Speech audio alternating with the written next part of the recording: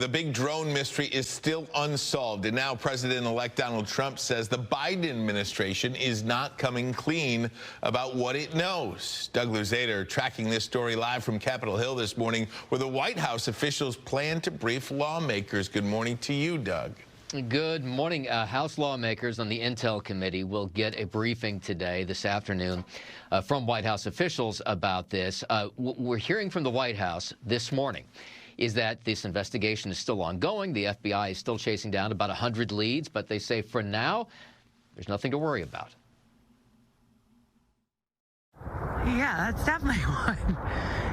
There's one here and there's one there. They are there, but what are they? The enduring mystery continues in the skies above New Jersey and a number of other states now around the country. We don't see anything that indicates a national security or a public safety threat. The White House position on this hasn't changed in one regard. These flying objects, they say, are not threatening.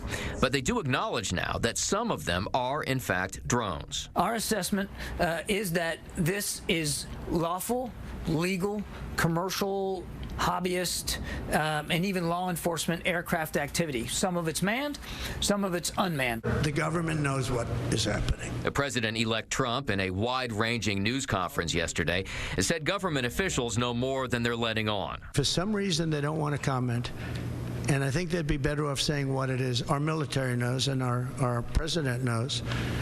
And for some reason, they want to keep people in suspense. And beyond the suspense, the question remains what, if anything, to do about it. It's exposed a big vulnerability for us, because if these drones were in Iraq, we could take them down. But if you try to use that technology in the U.S., you could take down a commercial airliner. So we have a vulnerability here in this country that we can't use our counter-drone technology that our enemies are watching.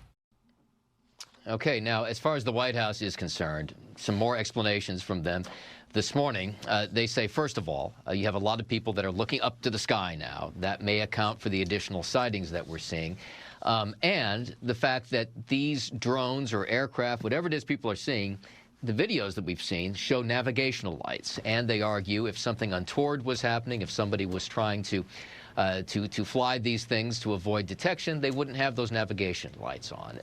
Fair enough, but it's clear, Ryan, that a lot of people are seeing a lot of suspicious objects up in the sky, and it has a lot of people concerned right now. And because of that, Doug, and because of the seemingly lack of transparency from the White House, so many theories are just being floated out there, and does that in and of itself cause a bit of a panic?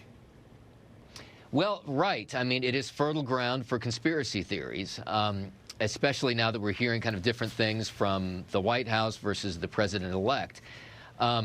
It's difficult to say. I mean, you know, President Biden doesn't often come out and address the public.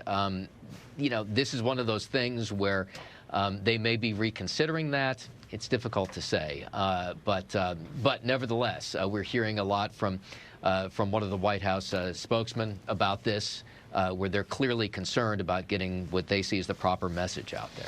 The president-elect had a news conference yesterday, a bit of an impromptu one, and he says the administration knows what is up there. The military knows what's up there. Does he know what's up there? Has he been briefed on this?